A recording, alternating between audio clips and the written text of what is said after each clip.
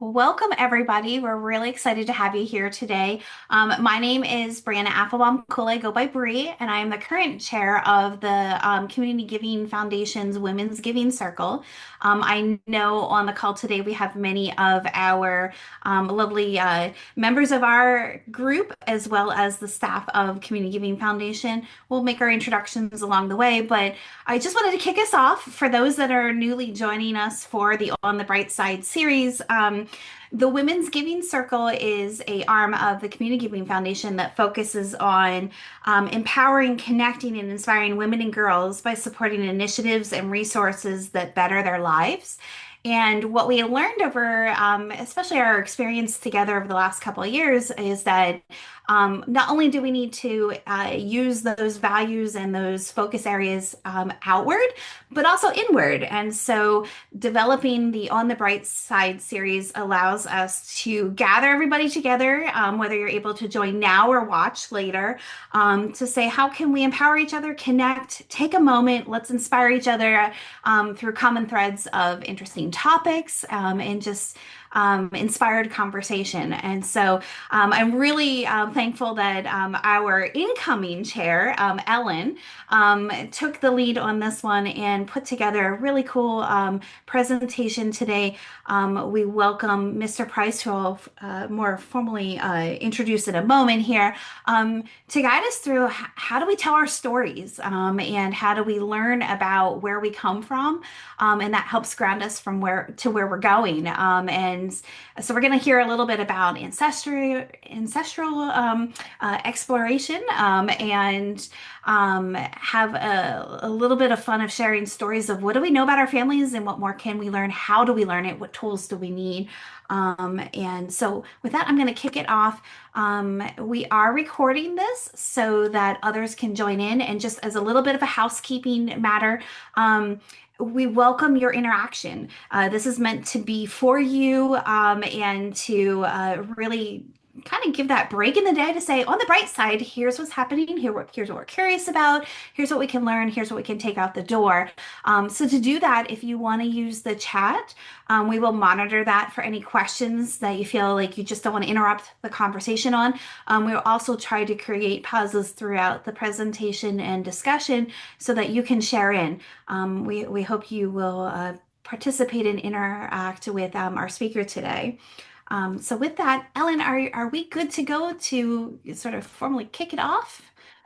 We are. I'd just like to point out that we also will be sending as a follow-up the recording as well as any additional workshop and information that Clayton might be able to bring and share That today. that is wonderful. And again, thank you so much, Ellen, for working with the team to put this together. I know that this topic has been on our radar, on our minds for a while, and I think there's a lot of excitement to hear the information provided today. So I guess without further ado, then, Mr. Price, if you're ready to go, I'll go ahead and say we are very pleased to welcome you into our circle today and to say, on the bright side, we would like to learn everything that we can from you. Mr. Price does join us from Lewisburg. He's a retiree of PPL, but my understanding is after 35 years of service there, or in conjunction with that,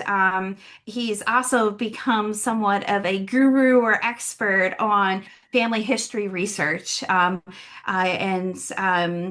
I'm just looking down here to say, I want to make sure I get it right. It's not just family history research, but it's also genealogy. And I think we're going to learn about the different aspects of, when we are pulling back the curtain and learning about those tools and where to dive deeper and what to share. I think you're going to have a lot of wisdom to share out with us.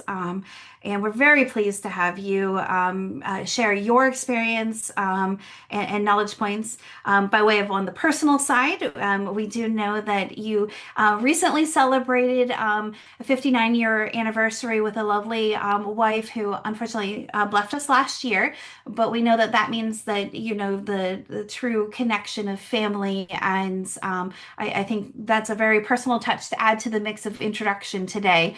So I hope you will share information with us, tools with us. You know, how can we share with each other along the way would be helpful too. So with that, I will stop talking and I will hand it over formally to Mr. Price. Please take it away. Yes, good afternoon. It is, I guess, now. I'm Yes. happy to be here and also very nervous about this. Haven't done anything like this in a very long Oh, time. this is such a friendly bunch. Don't worry. We all have our coffee or lunch, or we're either on screen or hidden because we're munching and listening in. So just round the table. You're at the table with us. Let me, let me say two things. Number one, I'm not an expert. There's very few of those, and they're usually writing books. I'm not. The second thing is the first time I've ever, been to lunch with 20 women, and I didn't have to pick up the tab. Love it. So, yes, I was asked to talk about, originally, I was asked to talk about FamilySearch, which is a free genealogical website, but it's much more, which I'll try to show you today. I'm going to show you how to sign up for FamilySearch and all the resources, and then give you a tour of FamilySearch and show you some of the resources that are there, that are available to you. Not that I understand all of them because I haven't used all of them. I probably should have. And one thing I'll let you know is there are not many experts. And one of the reasons is FamilySearch and most of these genealogical websites are moving so rapidly that it's difficult to keep up with all of the changes. As I was telling them and when we were setting this thing up, I started in 1976. In 1976, you went to courthouses, you went to libraries, you went to cemeteries, and that's how you did genealogical research. You drove thousands of miles to do it and look for people who were related to you someplace else and go talk to them and run up, huge phone bills. Today, you sit at your computer, and when we did it manually, we were able to get back about 150 years, maybe 200 years at the most. Now, I was showing them that one of the people in my line is 950 AD to 1000 AD. And my wife's line goes back to before 350 BC. Wow. So the technology has allowed this to go on. So let's not talk about that. Let's talk, because there's so much to FamilySearch. And let me start by reading something. It just happened to come Monday. This is a Family Tree magazine, which I get, which is sort of a trick of the trade, is having a good resource. And this is about the world tree. And what it is about is FamilySearch, which we're going to talk about today. And it said, are you contributing to one of the world's largest collaborative genealogical projects? With more than 1.7 billion tree profiles, the FamilySearch family tree is the biggest shared family tree on the web. Every year, millions of people contribute to its growth. In 2024 alone, users added more than 150 million people and 530 million resources, or sources, excuse me. The second figure is especially important. Users adding 3.5 times more sources than they did people in 24, will a total of 3.63 billion sources. The family tree has about 2 sources per person, but that ratio is trending in the right direction. Okay, so that's what Family Tree says about FamilySearch.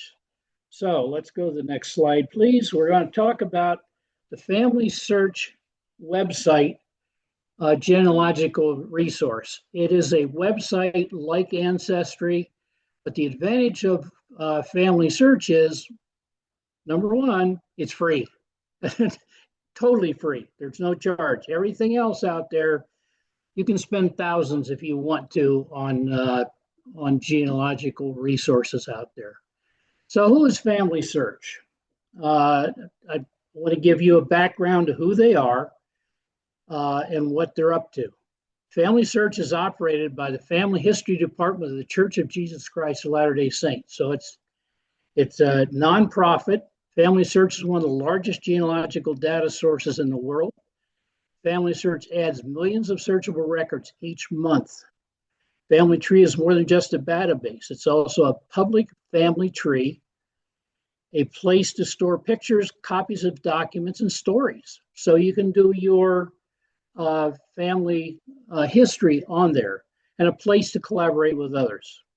FamilySearch is constantly using the latest technology to improve and make more information available to users.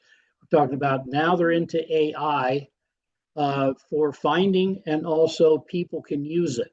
So we won't really talk about that today because it's just becoming. So, but that's coming, and it's being used to enhance things. All right, next slide, please. All right, let's talk about the pros and cons, because nothing is perfect. Number of pros is it's totally free. There is no charge for anything. It's a massive database, and it's getting more massive every day. I won't say every year, I'd say every day. In fact, there's a place on the website you can see how many records are added. It's a counter, how many billion records are there. It's got extensive learning resources, and new data is added monthly. To give you an example of that, locally, I'm involved in a project to scan records. And what we're doing is in Williamsport, the Methodist Church was just, I guess the church up there is sort of like a diocese for a Catholic church or a synod for a Lutheran church. It's the headquarters for all the churches in, I guess, I don't know, it's Northeast Pennsylvania, half of Pennsylvania, all of it, I don't know, because I haven't been involved that long. And what they're doing is they got about 350 filed boxes full of records, baptisms, births, deaths, christenings, whatever, marriages. And what we're doing is we're scanning all of those records. And once they're scanned, those records then will be sent to Salt Lake City. While they're being sent constantly by computer. And then they're going to use AI to scan all those things that we copied, and they will scan them and digitize them, and they will be available probably sometime next year for anybody in the world to use as a resource to look for family. So that benefits us locally, but it benefits the world. Now let's talk about the downside. Because it is a public tree, it's a worldwide public tree. And what that means is others can add, delete, or change data. So you'll find errors, you'll find duplicates in the data. There's a limited privacy because anybody in the world can look at the data. Now, let me couch that by saying when it comes to people who are living, they can see the name and they can see when they were born. That's it. Nothing else is available to look at. So, and only I can change that, or actually my kids, when I die, they can change it to deceased. But, they can do that. But nobody else outside of my family can change that data. There is a learning curve. And that's why I say you're not going to go away experts today, and you're not going to see everything. But what I hope to give you is how to use the site and to where the resources are to learn and how to get to sign up for the site. And then I'm going to give you a tour of the site, show you some of what it looks like, and some of the records, and I'll even show you some of the problems. And there's some doozies on there. Not all data is available at your home computer. And you say, well, that's strange. Why isn't it all available at your home computer? Well, all the data is not owned by the church. The church contracts with other organizations that have data that would be useful to the people that are on this site. Well, the people who own the data, they tell the church how they can use it. In some cases, they will let it, anybody can use it and you can find it, from your home computer. Other data, they will tell you, you have to go to a local family search center, like a library that has a level 2 or whatever they call it, authorization to look at that data. And then there's other data that says you got to go to Salt Lake to look at it because the user says it must stay in-house. Okay, so it's not the church's decision to withhold data, it's the owner of the data. And that's why you'll find some data says you got to go to a family search center, you've got to go to the family history center to look at it. It's not on purpose. Mr. Clayton? Price. Oh, go ahead. I believe you said that the Union County Library is Yes. available. Is there other ones within our region that people could go to? Yes, and I will show that when I do the tour, how to find the closest library or church site that has family search. Okay, that I will show you that. Okay, so that I just want to explain that's the cons of it, and then so I'm going to go now. I'm not going to go any more slides right now because the slides are going to be more for reference. What I'm going to do is I'm going to share my screen. We're going to show you how the process of signing up to get on and use the resources. All I got to do is, okay. All right, go away now. I got to get up here. Oh, come on now. How do I get up there? This thing's in my way. Okay. Okay, that's not it. Oh, never mind.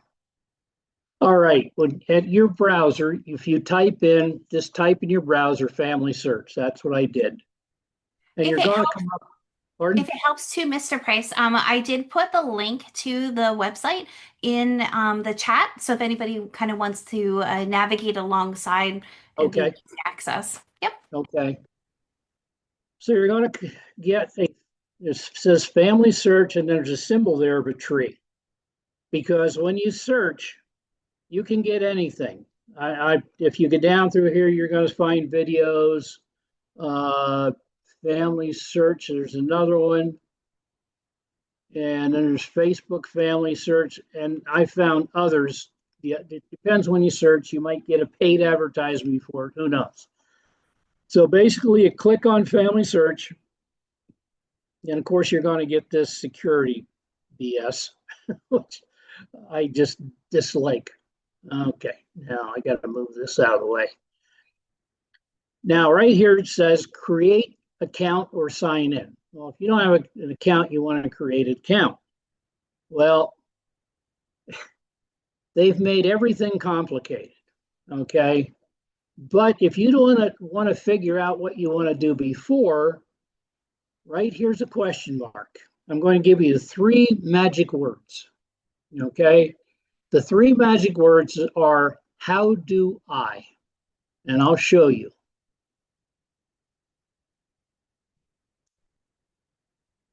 That's all I'm typing in, how do I? And I get this, gotta keep moving this thing around. Family search, help, and learning resources. And of course, we got a learning thing. Then down here is getting started, learning videos, and youth. Now, learning videos, in here, you got 9 different they call them lessons. I'll say topics.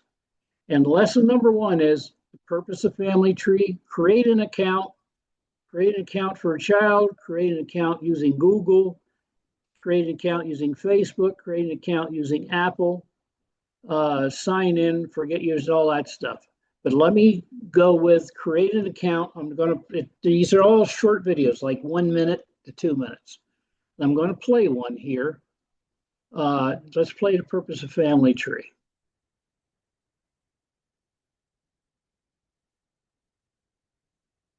It's 1 minute and 8 seconds.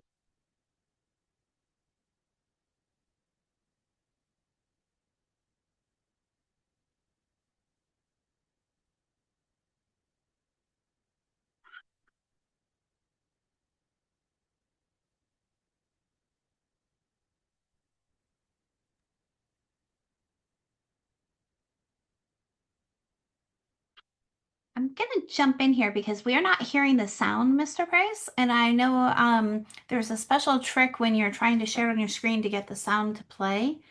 Is it okay if Um, we're hearing the sound on these videos? Or Katie, is that something we can troubleshoot quickly?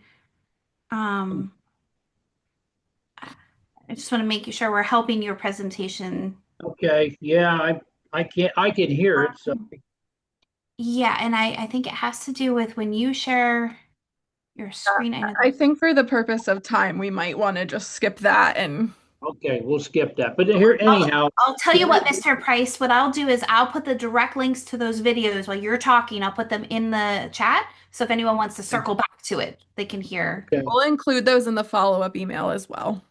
Thanks, Katie. Appreciate it. all right. Now I got to figure out how to get rid of this thing because it's hidden behind at the top. Okay, there we go. So those lessons will help you. Now, let's go back here. Okay, it's here. All right, so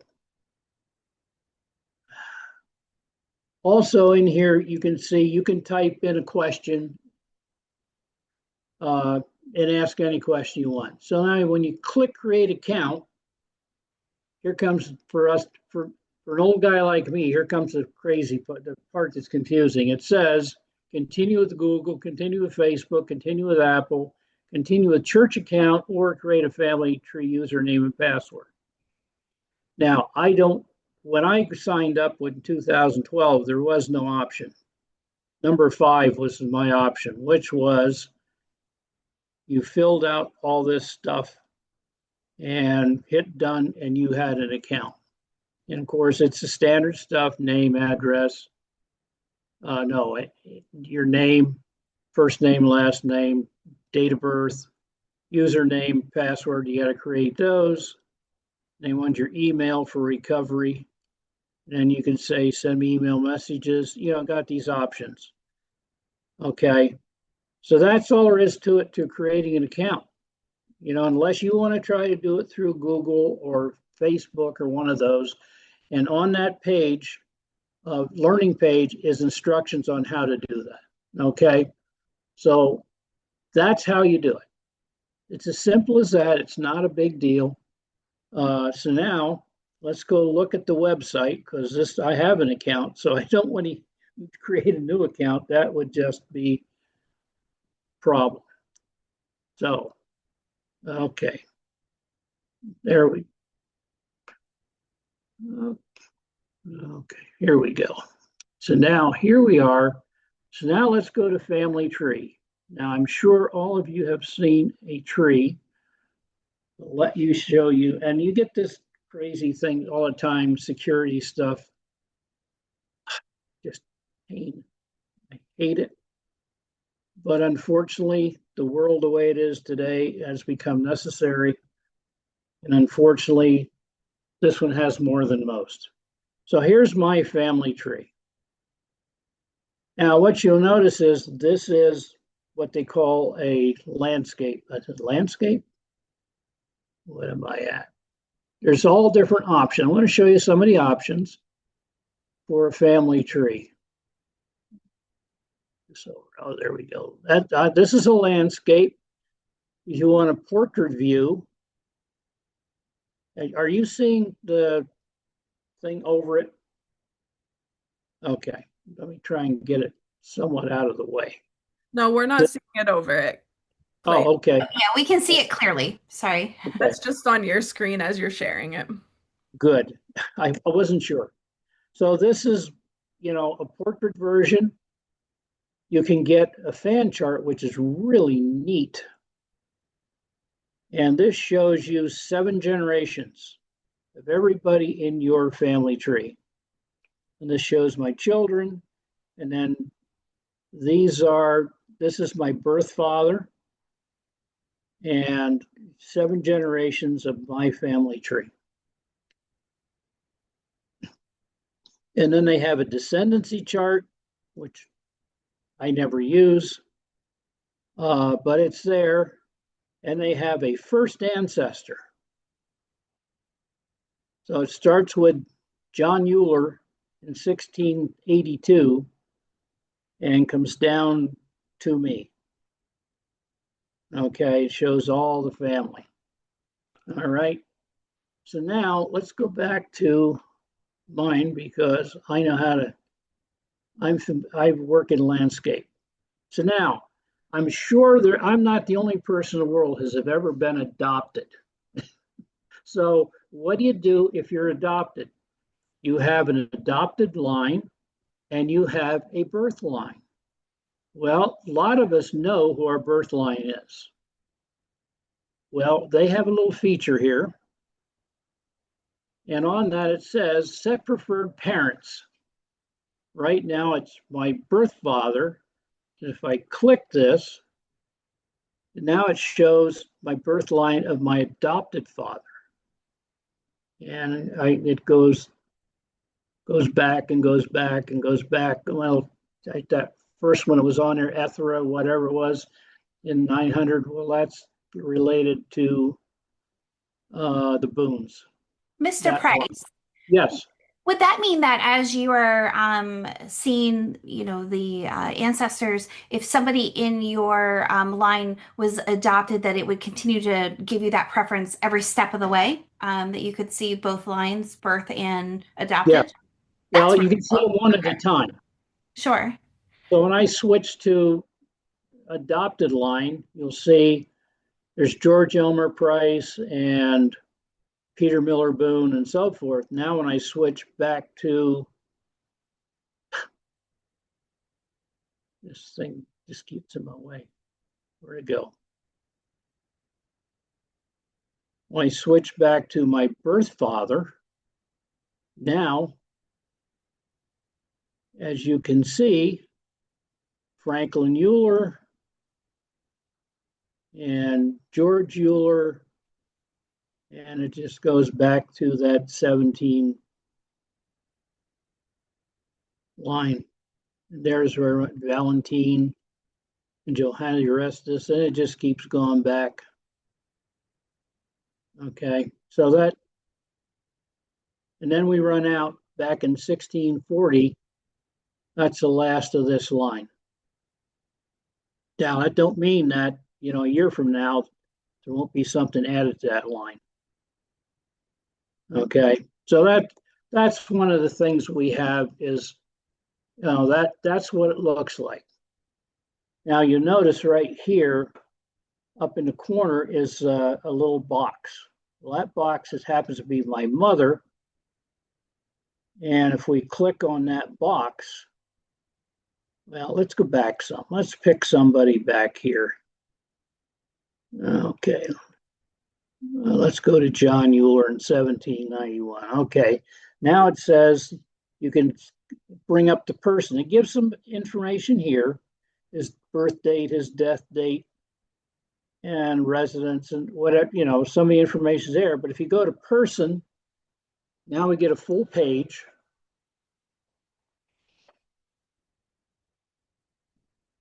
And this page, I got to keep moving this thing so I can see. This is him. And then there's his personal data, his name, birth and death. And then below it, you get some residences. And then there's his spouse, his father and mother, his children, his siblings, and that's about it. But you'll notice something that's here, 4 sources. Up here is sources, and if you click on sources, you'll see that, a John Euler find a grave index, billion deaths, burials, United States Census 1850. So there's just a ton of information on this website. You go back to details now. Where is it? View relationship. And now it gives me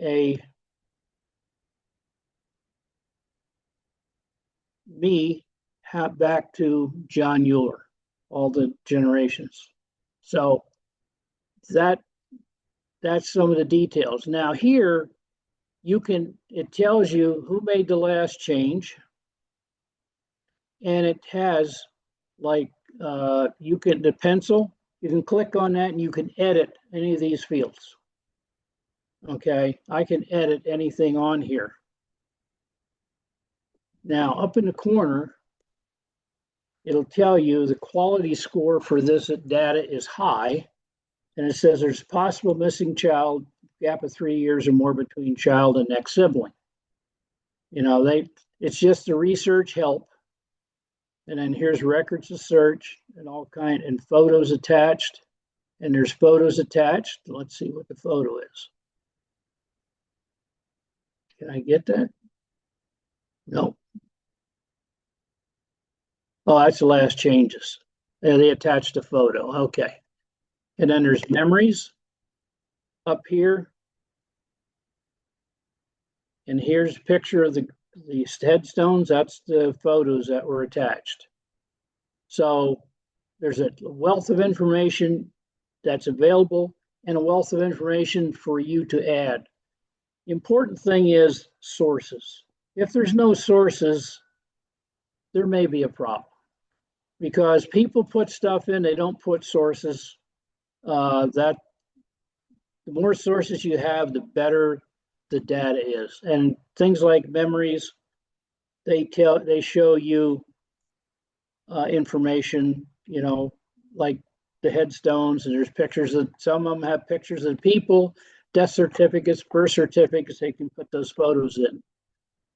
And collaboration, if you make a change and you don't have a specific source document, you can write in there why you made the change. There's no collaboration here, but you can write in discussion and say, why did I make this change based on this, and so forth. So you can document anything you want. There's lots of ways to document. Okay. So now when you want to search for something, look at all these options. You got records, which is everything. You got images, family tree, genealogies, catalog, books, a research wiki, which I've never used it. Search cemeteries. So you got all these things that you can search. Now, if you're not aware of it, during the Depression, the WPA had a project that they went around to all the cemeteries, and I don't know how many counties it was. I know in Berwick, they did that. They went to all the cemeteries and recorded everything on the headstones. And they last I knew, they were in the Berwick Genealogical Library. Up in the Poconos, I think they did the same thing, but I don't know that every county did it. But those are some things that might be available. Now, I don't know what's in cemeteries. I've never looked at it. So you can search for cemeteries, person's name and location where they are, and look to see if there is a grave, information on their grave. Okay. All right, let's go back to, okay, so search is family tree this is people in your family tree. And you can search by an ID number, or you can search by a file, by a name. You click on name, you come up with name, first and last names, place, and year. And you can have death, their birth or death date, and where they're born or died, and their name. Now, let me show you how to use it by ID, because ID is, I prefer ID, and I keep a list of all the people in my tree, and I keep a list of their ID numbers. I have it on a Word file, spreadsheet, a Word, yeah, not a spreadsheet, just a Word table, that if I want to look for somebody, I can go look for them by clicking on it. But I'll show you one and show you one of the problems you might see, a normal problem.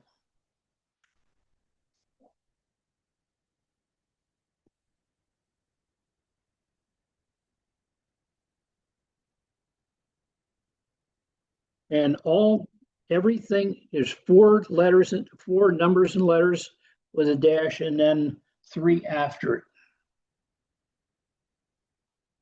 And if you put in the wrong one, you get somebody else. I've done that. So here's Laura Moyer, and bring it up, the same thing, bring up the person. If I look at the person,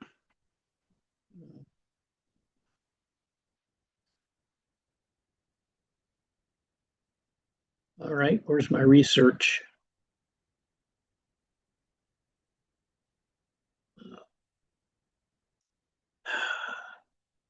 So, okay, I got to go to details, dummy.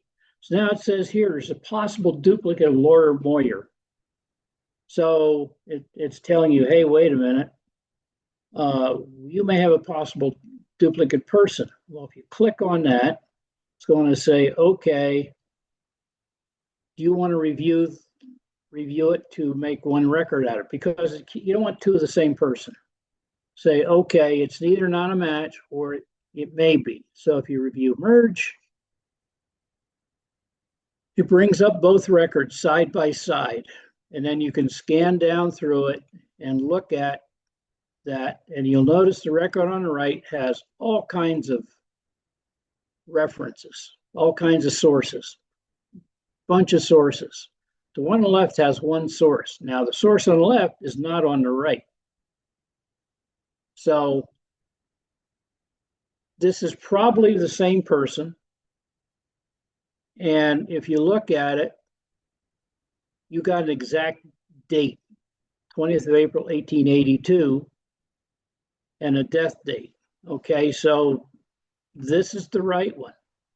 So now if you go further, it says, yes, continue. Now you can replace. It has Hollenbach Township. Well, you don't want to replace it because you got an exact date, but you have of Hollenbach Township, Luzerne, Pennsylvania, USA. So what you do in this case is you make a note of it, and same with the date up here. You make a note of it, and then you merge the two just as they are. So none of this information, all that information that you really want to add will not be added because you don't want to add that. Well, there's nothing to add there. That's fine. But you don't want to do this because then you lose the date. So you would write this down, and then you would merge the two together. And that's basically, you say continue and merge them. And then you have to explain why you merged them.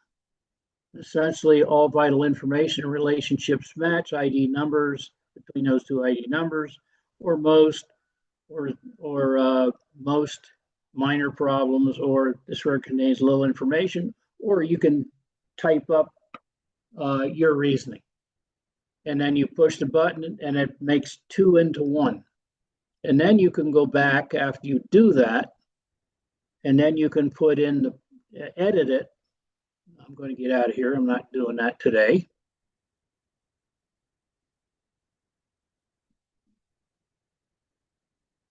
Now you go back here. Now I can edit it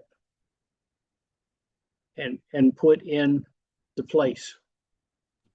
Mr. Price, if Yes, somebody would go in and they edit or they put a note, but maybe they don't think to include their contact information, is there a way to connect with that person to learn a little bit more clarification or a little bit more in-depth reasoning?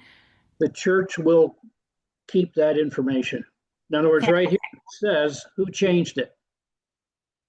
Okay, so I can click on that and I can chat with Andress. I can send her an email, or I don't know what request pending is, or add her as a contact, in my stuff. But yes, it keeps a record. In other words, nothing is ever lost.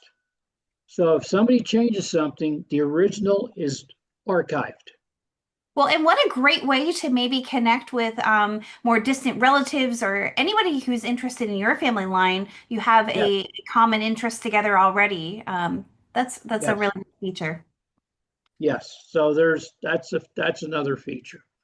Okay, well, let me go back. So that's one of the problems you can run into, and this is what it looks like. And you go about, don't give you much. Well, it does. Brief history of Laura. Do you know Laura? Write a story, timeline, view a map, sources, and so forth. So there's all kinds of information in here. And So like is I this said, where you put your stories? Or is yeah, I'll that show you that. okay? Well, When it- right here it says story. Write a story. You click on that and you can write a story and it'll be put in here. But since you're interested also not just in genealogy, but in family history, let's look at activities. Oh, here's something interesting. Famous relatives. Everybody's interested in that. Now, this is my famous relatives, if I believe it. Look at all these people it says I'm related to. Entertainers and artists that says that I am related to in some way. Okay. And I looked at one just for curiosity because I was like, how could that be? And Dwight D. Eisenhower. Okay. And here it shows how I'm related to Dwight D. Eisenhower through Martha Gertrude Boone. And I didn't know that, I guess, and I'm not really related since I was adopted. That's a legal thing.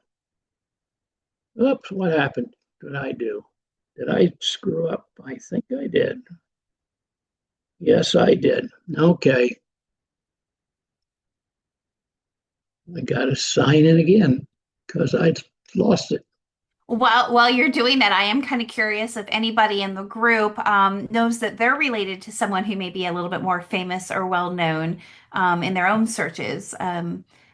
Anybody out there have a connection that's more unique?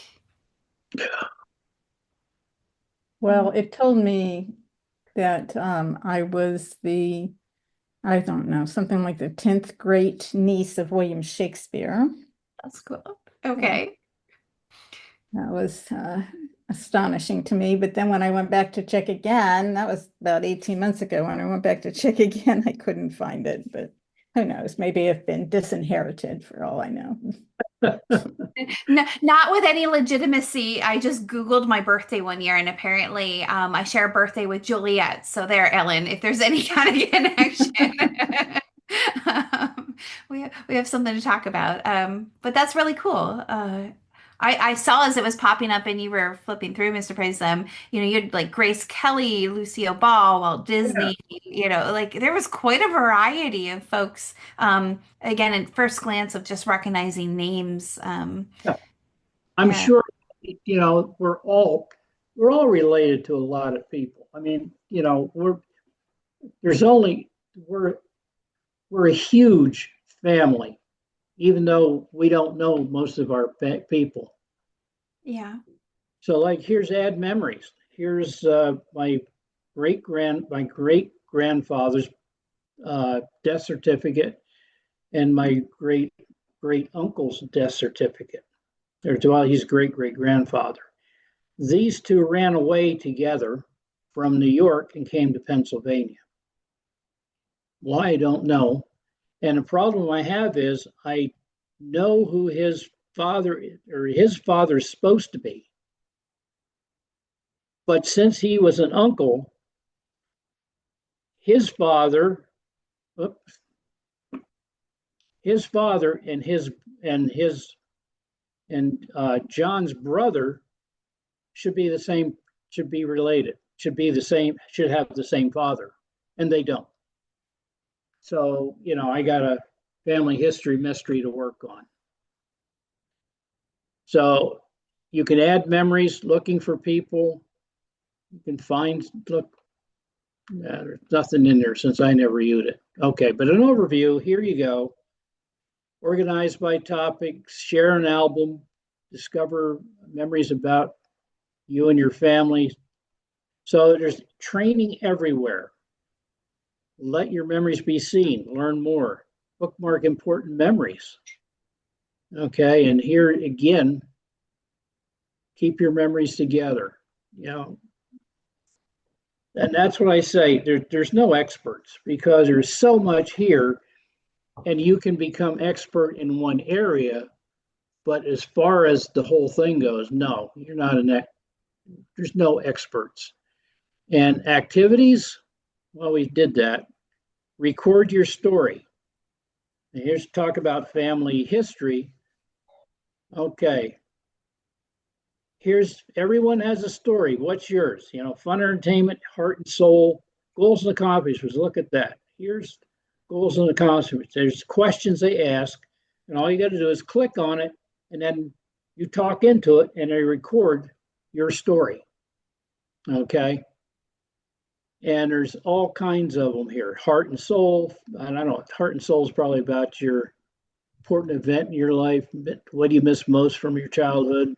Who was your best friend? All kinds of trivia that's important to you and may be important to your family in the future. What are your favorite family traditions and why? Okay. What's something really hard you had to go through? Well, that's experience that others can learn from. So, this thing is just a resource for all kinds of. Okay, your surname origin. What time? Oh my gosh. Okay. All right. This is taking too long. I'm sorry about that. I lost track of time. No, don't be sorry at all. This is very fascinating, and I can see even where, as you're going to this next step, if you said all of this information becomes somewhat public in nature. I know locally we have nonprofits and libraries and others that are doing story circles and trying to get a lot of the oral history or collecting up photos and memorabilia. It'd be neat to see how all of that could coordinate in a way that you could actually build out the full, almost like writing a memoir of really putting all the puzzle pieces together. Yes. I appreciate you sharing all of this. Okay, let me finish up quick with, let me get rid of the screen because like I said, this, you can spend forever doing this. And You let's can go see the to, rabbit hole you can go down and keep growing it. let's go to the slide on personal family history. Okay, here's some reasons why you should write a personal family history. I won't go through them since time flies when you're doing this, and if you sign up and start, doing that, and what I didn't really tell you is how to do it, because right there in that how do I lessons is how to start. That one on the left that showed the tree, click on that and it'll help you start your tree.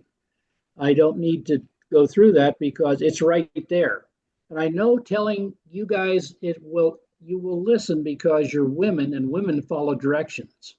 If it was a 20 men, I'd say, well, yeah, maybe a few of them will follow directions, but the rest of them won't. But women are good about following directions. So it's all there and it's scattered throughout.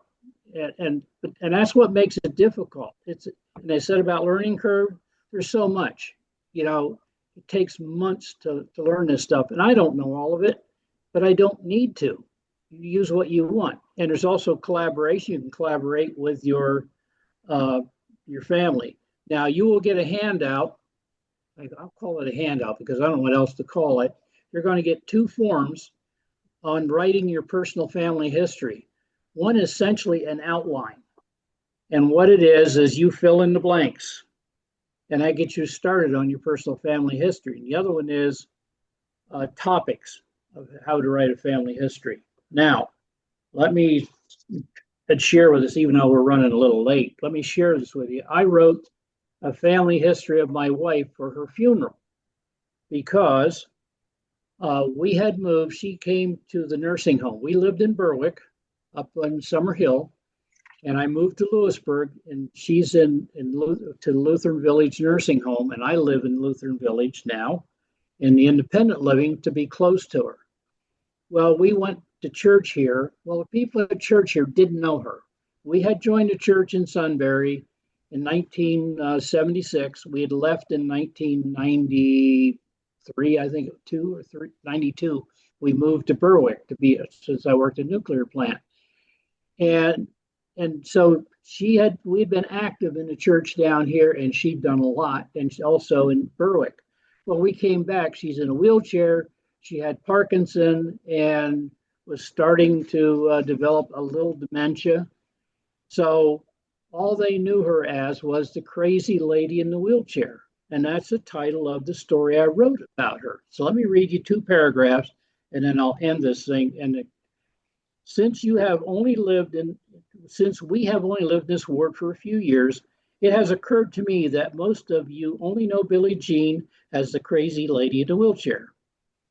This is sad, not because you knew her as a crazy lady in a wheelchair, but because you never had the pleasure of knowing the amazing woman Billie Jean was.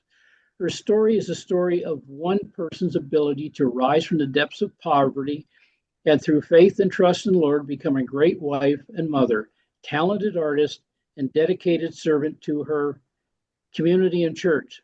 I would be remiss as her husband if I let the remarkable story of her life die with her and leave you only knowing her as the crazy lady in a wheelchair. And the second paragraph is real short. It says, before I begin, I would like to apologize. This is Billie's story, but after spending over 59 years together, it's impossible to tell her story without making myself part of it. Besides, every story needs a villain.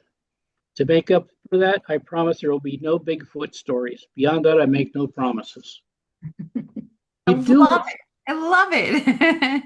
And it's 5.5 pages about her life and her accomplishments. She was a Boy Scout leader twice, Scoutmaster twice, developed 5 Eagle Scouts. She didn't want to be a Boy Scoutmaster, but nobody else would step up to do it. And she said the boys need that.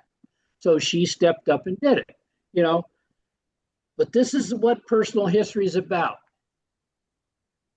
My granddaughter, my youngest granddaughter, well, my only granddaughter, she never knew her. She only knew her as a crazy lady in a wheelchair because right after she was born, she was diagnosed with Parkinson.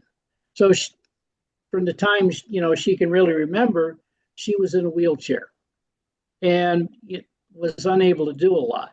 So this is valuable for my granddaughter and any children other children that come along in the future.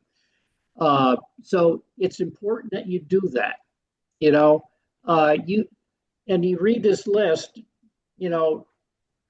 it helps us and it helps the people, they're not ancestors, they're the future generations. Because I don't know about you, but I'd like to know about my grandfather. Why did he leave home? I have no idea why he left home. Why did he run away? Why did he come to Pennsylvania? You know, what was it like when that in New York that he left home? I don't know. I'll never know. In fact, because I was adopted and I found out at my mother's funeral, I didn't know it until my mother passed away. That was a big secret. Everybody kept a secret. And I found out accidentally. She would never tell me the year they were married or where. Well, and I found out after, I was naive, and I found out after, well, it's because she was married after when I was a year, 2 years old or 3 years old in 19, I don't know when, because can't find it out. And so she didn't want me to know that. Well, I'd like to know that. That's part of my family history that I'm still researching. I'm trying to find it where and when. I know she was married to my adopted father in Baltimore, Maryland. He told me that when he thought he was dying, and finally gave me my adoption papers and told me I was adopted. 5 years after I found out accidentally. So it's important, for people in your future, people who are coming after you. They want to know. We have a desire to know. In fact, we have such a desire to know that if you look at the Bible, there's a genealogy in the Bible. In Genesis, there's genealogy in there. Other countries, it's important. In Wales, you couldn't own a business unless you had so many generations of genealogy proving that you were from Wales. So genealogy is important. We seem to have a desire to know about the past, about our family. And you think the people in the future are going to be any different? I don't think so. So don't deny them knowing you by not writing down your personal history. And I'll shut up there. Well, and Mr. Price, you teed it up beautifully because that connectivity is so important, whether it's being connected to your own personal history, your family, your community, being aware of where folks are coming from, where they're going.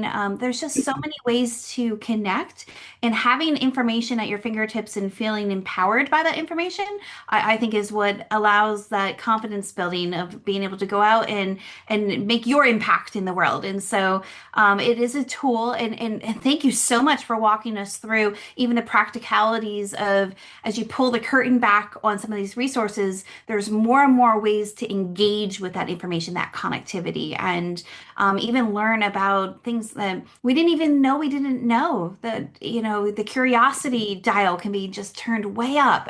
So really, really fascinating world that you've navigated and shared with us today. I do want to be mindful of time. I could have personally listened to you go into further detail about any of these pieces, or I'm sure there's even more to share. But I do want to be respectful of everyone's time. We're trying to tie this to the lunch hour proper, and so before anybody needs to sign off here, I do want to open up in case anybody has that burning add-in that you want to put out there, either verbally or put it in the chat so we can capture it. Katie and our team at the Community Giving Foundation will be pulling together all the materials that Mr. Price has helped gather up and put them out to anyone who's attending today or anybody who watches or sees this in an email shout out. We want to make sure that the ability to, again, follow through on the Women's Giving Circle mission of empowering, connecting, inspiring. How can we all work together to uplift our local initiatives, each other?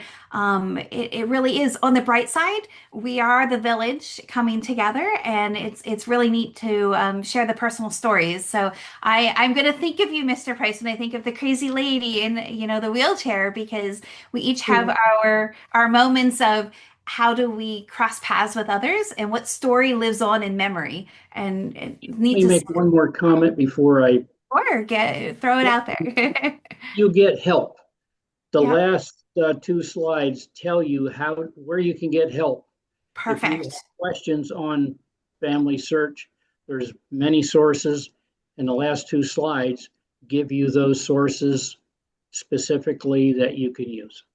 Oh, fantastic. Thank you so much for sharing that too, because that was a burning question in my mind of, okay, I'm curious. I've already signed up. Well, you were talking, I signed up for my own Family Search, account.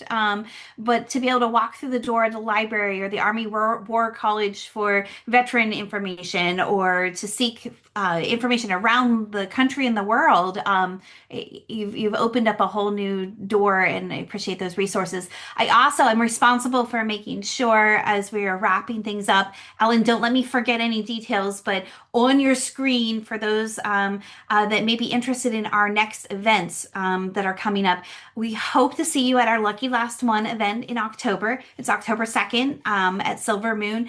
Always a fun time, but a great way to, again, connect with others in your community and with the like-mindedness of community give back. It's a fun event if you've never been to it. It is one where you get a special number, and if it stays on the screen and you are the lucky last one, it boils all down to a competitive final round. I'll leave it at that because a little bit of vagueness is also the teaser of come check it out. We have all kinds of door prizes and fun and plan with that.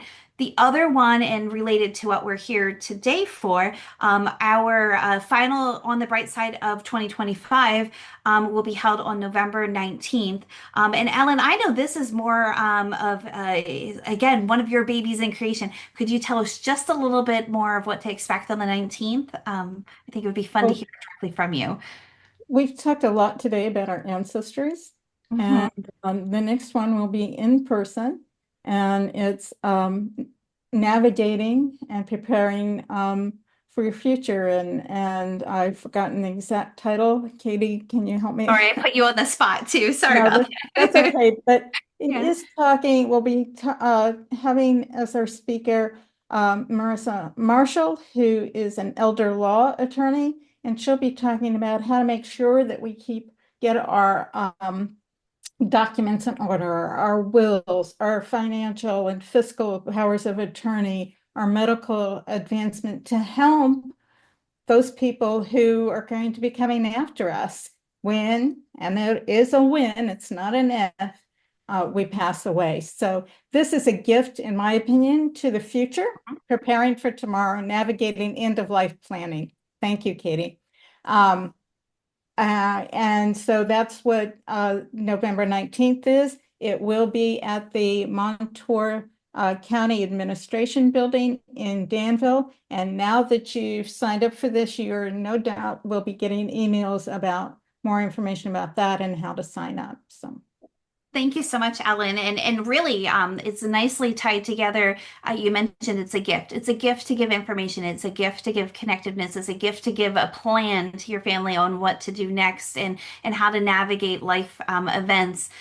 So all of this is so intertwined, and I hope that that's the gift to you, to our community members. Please take it out the door, explore, be curious, inquire, check out the resources that Mr. Price has so nicely laid out for us. And we hope we'll hear from you because maybe out of that curiosity, you'll learn something new that, put it out there. We all have stories to share.